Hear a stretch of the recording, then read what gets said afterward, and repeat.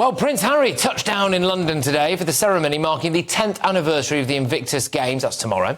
But the runaway royal won't be able to find any time for his cancer-stricken father, despite speaking at an event only 3 miles away from Clarence House, where Charles is staying. Now, Harry's spokesman appeared to put the blame on the king, though, saying, in response to the many inquiries and continued speculation on whether or not the Duke will meet his father while in the UK this week, it unfortunately will not be possible due to His Majesty's full programme. The Duke, of course, is understanding of his father's diary commitments and I think this is the important bit, various other priorities, and hopes to see him soon. Well, I'm joined now by the editor-at-large of the Mail on Sunday, Charlotte Griffiths.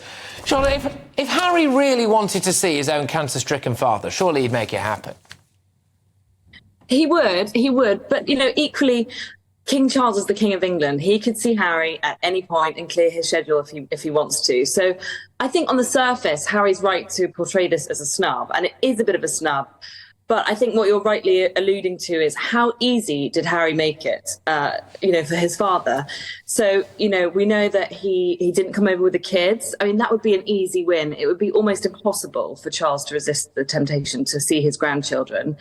And, there's some talk that behind the scenes there's quite a lot of negotiating going on. I know that the palace, for us in the newspaper biz, were painting a very confused picture. And I think there was a lot of to and fro going on.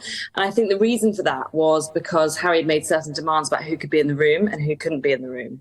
That's the speculation anyway.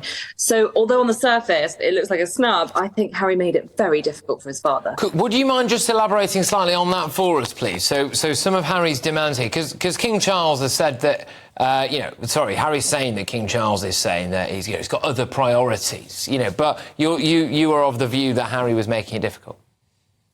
Yeah, I think you're right. I think when Harry said various other priorities, it's so passag, that whole statement, to be honest. But various other priorities alludes to maybe other forces that were driving Charles's position on this. So maybe, I don't know whether William had a thought about how and where this meeting should be conducted or if it should be conducted at all.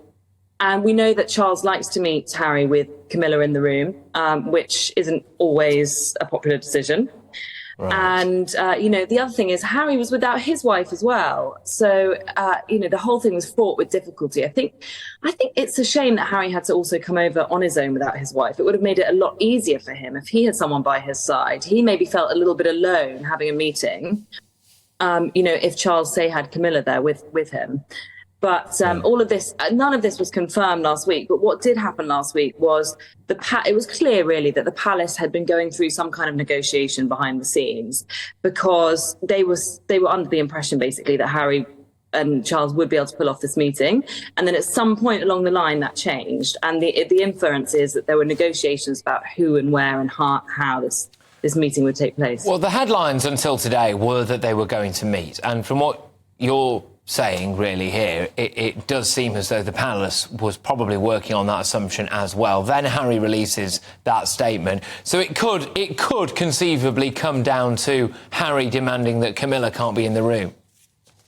It could be, and I think we might find out later this week, as this week progresses, exactly what went down. But at the moment, the palace aren't saying anything.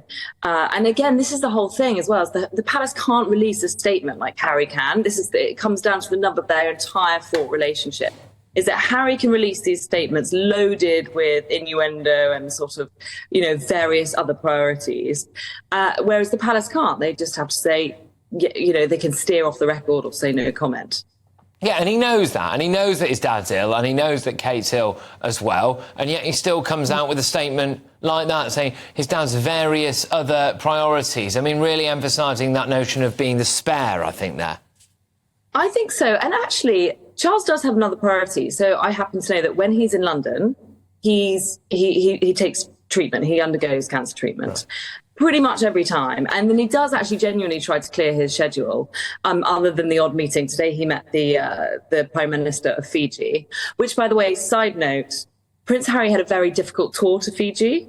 I don't know if there was some sort of deliberate, provocative measures going on there or whether that had anything to do with it. But famously, Harry and Meghan went to Fiji and Meghan had to leave an event after just 8 minutes because she became overwhelmed. And they don't look back on that part of their royal life with a lot of affection. They had a difficult time in Fiji. But the other thing is that, you know, when Charles is in London, he's having cancer treatment. So he isn't socialising a lot. And I don't know whether Harry took that into consideration or really understood that, or whether he was able to work around it. But if I was going through cancer treatment in London, I wouldn't want to have a difficult and fraught, stressful meeting because, you know, cancer treatment is difficult and fraught in itself.